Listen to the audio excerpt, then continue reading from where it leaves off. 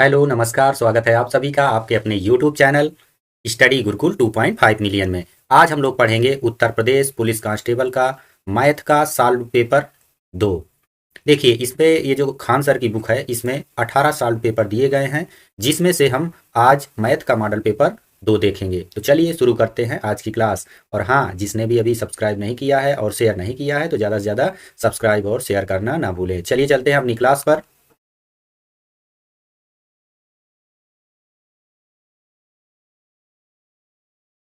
पहला प्रश्न दिया हुआ है, यदि समान आयतन के दो लंब वृत्तीय सिलेंडरों की त्रिज्या का अनुपात 3:1 है तो उनकी ऊंचाई का अनुपात क्या होगा।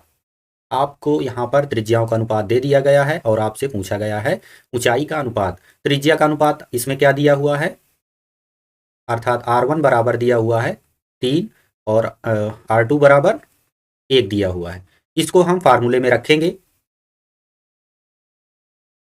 पाई आर स्क्वायर एच, ये आपका बेलन का आयतन का सूत्र होता है। इसमें R1 और R2 को पुटअप करेंगे,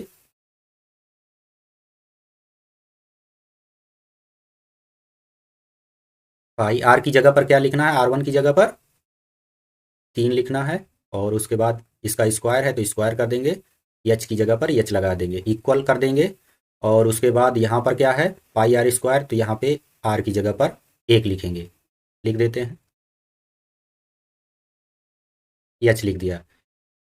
पाई से पाई कट गया और एच से एच, और इसको नहीं काटेंगे, H1 और H2 का ही अनुपात हमको बताना है। इनको एक साइड ले आएंगे,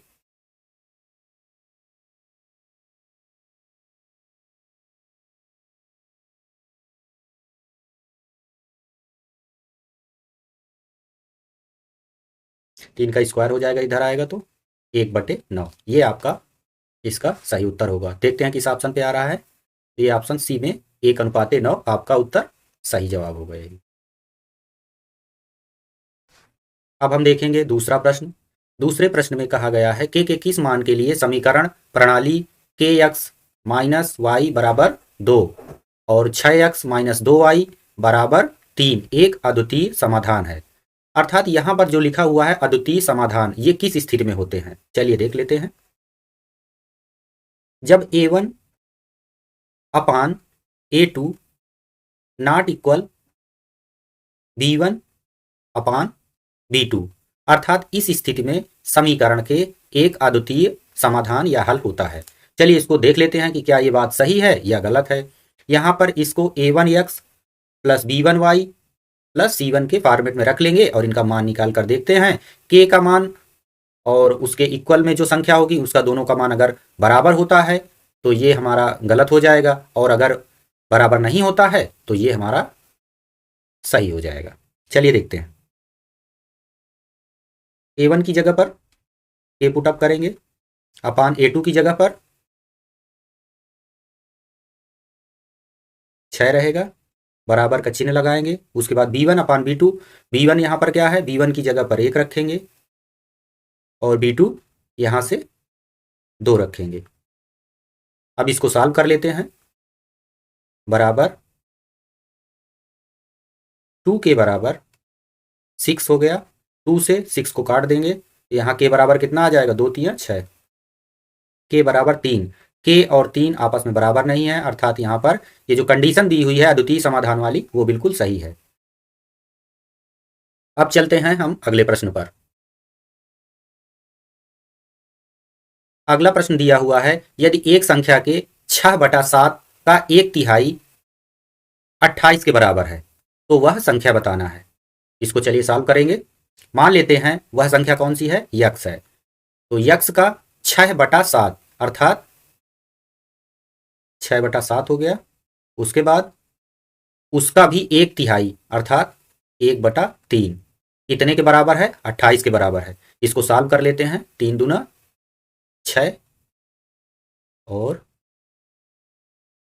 2 से इसको काट देंगे, 14 दूनी 28, और इसको इससे ये नीचे की जो संख्या रहती है उसका तिर्यक गुणा हो जाएगा। तो यक्स बराबर कितना आ जाएगा, 14 सत्ते 98।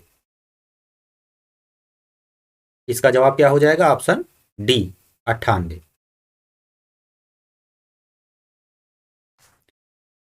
अगला प्रश्न दिया हुआ है, यदि दो परिमेय संख्याओं का HCF अर्थात महत्तम समापवर्तक और LCM लघुत्तम समापवर्तक समान हो तो वे निश्चित रूप से हैं। तो इस तरह की संख्याओं में जैसे यदि दिया हुआ है दो परिमेय संख्याएं भी हों और उनका महत्तम समापवर्तक अर्थात मासा और लघुत्तम समापवर्तक समान होता है तो वो निश्चित संख्याएं भी समान होती हैं। अर्थात इसका जो आंसर होगा तो वो केवल प्रश्न को देख करके ही आप बता सकते हैं कि इसका ऑप्शन डी बिल्कुल सही जवाब होगा। 79 का डी आंसर सही होगा।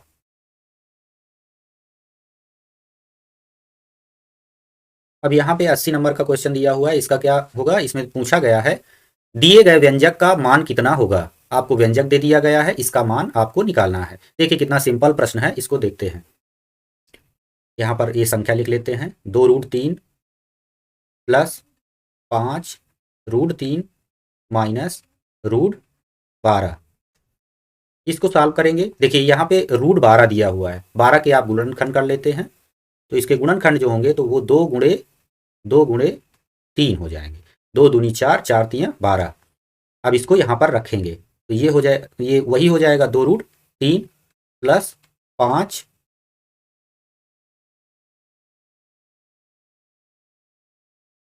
5√3 और ये माइनस में आ जाएगा। इसको जब रखेंगे तो इसको जब इसमें दो ये जोड़ा बन रहा है तो ये बाहर आ जाएगा, तो इसको भी क्या लिखा जा सकता है, 2√3। इससे ये कट जाएगा। आपका आंसर क्या हो जाएगा,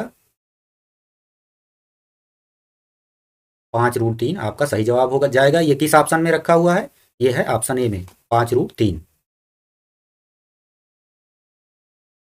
अगला प्रश्न है 5 संख्याओं 12, 24, 35, 27, 17 एक सेट के रूप में दी हुई हैं। यदि सेट में प्रत्येक संख्या को 3 के साथ जोड़कर फिर 4 से गुणा किया जाता है तो सेट की नई संख्याओं का औसत क्या होगा।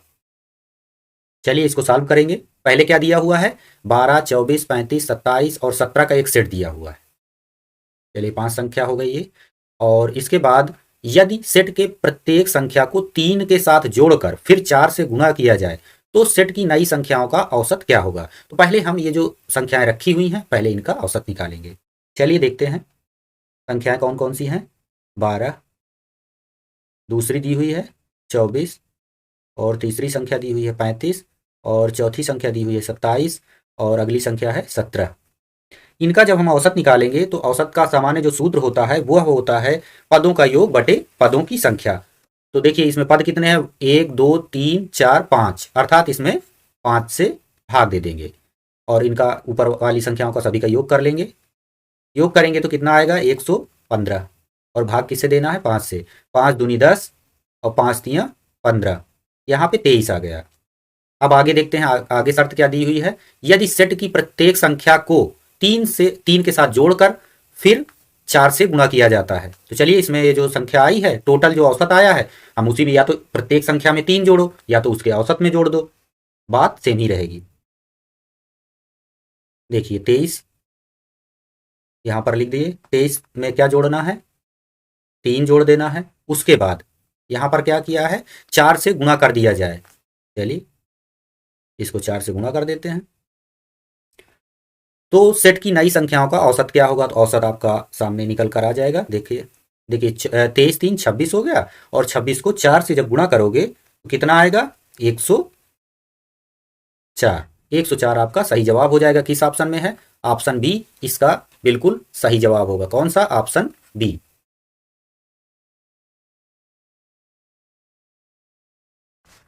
अगला प्रश्न है, यदि कोई व्यक्ति 8 किलोमीटर प्रति घंटा के बजाय 12 किलोमीटर प्रति घंटा की गति से चलता है तो वह 54 किलोमीटर अधिक चल सकेगा।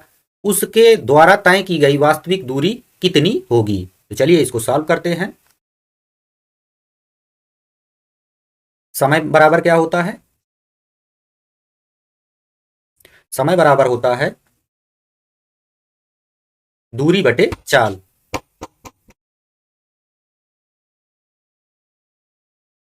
अगला प्रश्न दिया हुआ है, यदि कोई व्यक्ति 8 किलोमीटर प्रति घंटे के बजाय 12 किलोमीटर प्रति घंटे की चाल से चलता है तो वह 54 किलोमीटर अधिक चल सकेगा। उसके द्वारा तय की गई वास्तविक दूरी कितनी होगी। तो इसे हम सॉल्व करेंगे। समय बराबर समय बराबर दूरी बटे चाल से। चलिए रख देते हैं मान। यहाँ पे कितना दिया हुआ है कि तो वह 54 किलोमीटर अधिक चल सकेगा, अर्थात दूरी कितनी हो गई 54 किलोमीटर। और कितने समय में, देखिए 8 किलोमीटर के बजाय 12 किलोमीटर प्रति घंटे से अगर चलता है तो 12 में 8 घटा देंगे तो इसमें टाइम आ जाएगा, अर्थात चाल आ जाएगी उसकी। पहले कितनी है 12 किलोमीटर, इसमें जब 8 घटा देंगे तो जो बची हुई चाल होगी वो आ जाएगी। यहाँ पे देखते हैं, देखिए 54 है ऊपर, 54 रख दिए, 8 4 12। अब इसको इससे डिवाइड कर देंगे, 2 दूनी 4, 2 दूनी 4, 2 सत्ते 14, तो यहाँ पर आ गया 27/2। अब 27/2 जो हमारी प्रति घंटा चाल आई है, इसको फार्मूले में रखेंगे इसमें, क्योंकि पूछा गया है कि तय की गई वास्तविक दूरी कितनी थी। तो देख लेते हैं वास्तविक दूरी कितनी थी। तो वास्तविक दूरी बराबर वास्तविक चाल गुणे समय। यहाँ पर कितनी वास्तविक चाल दी हुई थी देखते हैं। तो इसमें यहाँ पे देखिए, यदि कोई व्यक्ति 8 किलोमीटर, वास्तविक चाल आपकी 8 किलोमीटर हो जाएगी। उसके आगे समय आपका यहाँ पे देखिए 27/2। अब इसको सॉल्व कर लेंगे, 2 से इसको कट कर देंगे, 2 चौको 8 और 27 चौक 108। ये आपका जवाब हो जाएगा। किस ऑप्शन में दिया हुआ है, ऑप्शन डी में 108 किलोमीटर।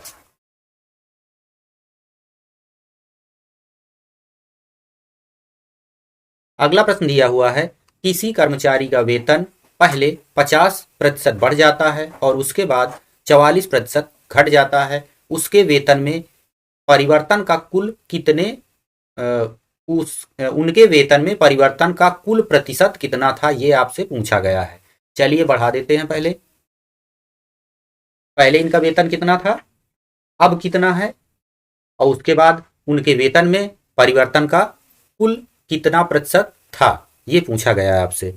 चलिए देख लेते हैं। पहले कितना बढ़ता है 50%, अर्थात 150/100 हो जाएगा। उसके बाद दूसरा जो बढ़ता है वो कितना बढ़ जाता है, उसके बाद 44% घट जाता है, अर्थात 100 में 44 माइनस करेंगे कितना बचेगा 56%। ये हो गया, इसको कट कर देंगे, जो कट हो रहा होगा 0 से 0 चला गया, 5 दूनी 10, 5 3 15, ये कितना हो गया 3 18 और 3 पच्चे 15, 1 16/200। देखिए पहले इनका कितना था 200 था, अब कितना हो गया, मतलब पहले बढ़ा और उसके बाद घट गया, तो अब कितना बचा, देखिए पहले 200 था, अब इतना माइनस हो गया, कितना माइनस हुआ 168, 200 में घटाएंगे तो आपका आ जाएगा 32। ठीक है, कितनी कमी हो गई 32 की। अब कितने में हुई है 200 में से, परसेंट निकालने के लिए 100 का गुणा कर देंगे, इसको इससे कट कर दिए, 2 जीरो से 2 जीरो, उसके बाद 2 का भाग दे देते हैं इसमें, 2 एकम 2, 2 छक्का 12, कितना हो गया 16। 16% की क्या हुई है, यहाँ पे देखिए 32 कम हुआ था, तो अर्थात यहाँ पे क्या हो रहा है, कमी हो रही है।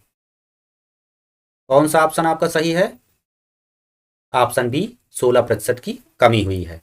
चलते हैं अगले प्रश्न पर।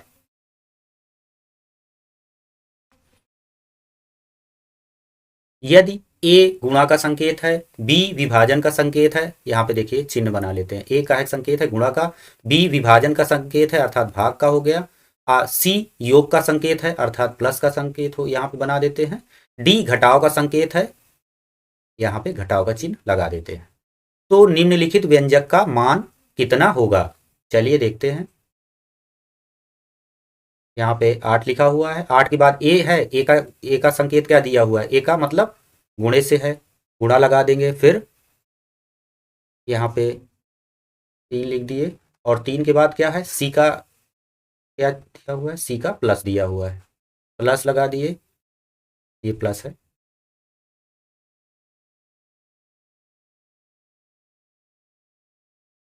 यहाँ पे 2 लिख दिए, 2 के बाद अच्छा 24 है, 24 लिख दिए। फिर बी लिखा हुआ है, बी का है का इसका संकेत क्या है, भाग का है, भाग लगा देंगे। यहाँ पर 12 लिखा हुआ है, 12 लिख दिए। फिर डी है, डी का है का घटाव का, घटाव लगा देते हैं और इसके बाद 19 लिख देते हैं। अब इसको हम सॉल्व कर लेते हैं। सॉल्व करेंगे तो यहाँ पर देखिए सबसे पहले क्या करेंगे, भाग वाला सॉल्व करेंगे। 12 को इससे डिवाइड कर देंगे, 12 दूनी 24, तो यहाँ पर 2 हो गया। और उसके बाद 8 त्रिक, फिर गुणा वाले में आ जाएंगे तो 8 त्रिक 24 हो गया। 24 प्लस 2 माइनस 19, 24 2 26, और 26 में 19 माइनस करेंगे तो कितना आएगा, 7 आ जाएगा। और 7 कहाँ पर है, ऑप्शन बी में है, अर्थात आपका ऑप्शन बी बिल्कुल सही जवाब हो जाएगा। तो यहीं से आज की क्लास समाप्त करते हैं। अगर क्लास अच्छी लगी हो तो सब्सक्राइब, लाइक और शेयर करना ना भूलें। धन्यवाद।